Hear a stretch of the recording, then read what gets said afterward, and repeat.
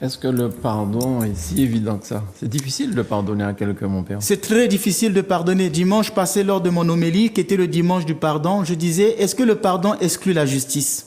C'était la question que j'avais posée. Beaucoup de gens prennent le pardon dans un cadre sentimental. J'ai donné un exemple. Le pape Jean-Paul II avait pardonné à l'homme qui avait tiré sur lui. Mais pourtant, cet homme est resté en prison malgré le pardon du pape. Ce n'est pas parce qu'on pardonne qu'il ne doit pas avoir justice. Comment aujourd'hui, quand vous regardez les séries policières, quand on voit des gens qui tuent, souvent les victimes souffrent. Vous perdez votre père, vous perdez votre mère, votre frère, vos enfants, tués par une personne qui n'est même pas repentante. Et à vous, on vient dire qu'il faut pardonner. Ce n'est pas aussi évident que ça. Il faut aussi respecter la souffrance de la victime. Pourquoi celui qui fait du mal ne commence pas par se repentir? Pour qu'il y ait des conditions, il faut qu'il y ait des conditions du pardon. Les pardons doivent avoir des conditions. Le pardon n'exclut pas la justice. Donc souvent les gens ont tendance à aller dire à quelqu'un qui souffre, mais il faut pardonner, il faut pardonner. Moi, je vais prier que la personne puisse avoir les conditions pour pouvoir pardonner. Sans ces conditions, il ne peut pas y avoir de pardon. Donc il n'y a pas de pardon sans justice. Mais est-ce que le fait de pardonner libère déjà la personne? Oui, mais si on est rentré vraiment dans un processus spirituel et de thérapie psychologique aussi. Parce que la souffrance, elle vous range au-dedans de vous. Elle vous tue au-dedans de vous. Donc si quelqu'un n'arrive pas à dire « je te pardonne », il ne faut pas la juger en disant « puisque tu n'as pas pardonné, tu n'iras pas au ciel » parce que le Seigneur a dit « si vous ne pardonnez pas aux hommes, leurs péchés, vous ne serez pas pardonnés ». C'est le Seigneur seul qui donne la force de pouvoir pardonner. Ce n'est pas facile de pardonner. C'est le Seigneur seul. C'est pourquoi si une personne a été victime de quelque chose de grave, moi, Père Ménard, je ne le juge pas. Je vais prier que la personne trouve les conditions pour pouvoir pardonner. Sinon, ça serait un pardon forcé. Or, on ne force pas le pardon. Dans le pardon, il n'y a pas d'hypocrisie. Il y a des gens parfois qui vont dire « je demande pardon », mais demain reprennent la même chose. Dans le pardon, il n'y a pas d'hypocrisie, on ne force pas le pardon. Le pardon doit être sincère et doit vraiment venir du cœur, que la personne est vraiment prête à pardonner, mais il ne faut pas forcer. Quelqu'un qui sent qu'il y a peut-être un appel vers elle et se pose des questions, elle veut donner sa vie à Dieu.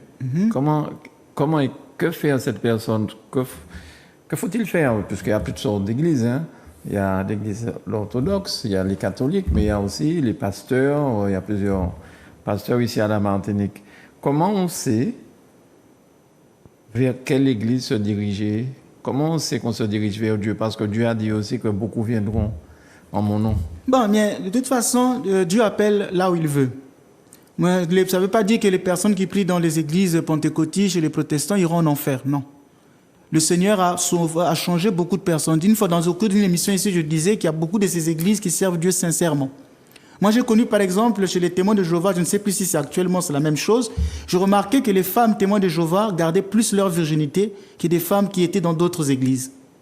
Vous voyez, pourtant, ils ont une morale.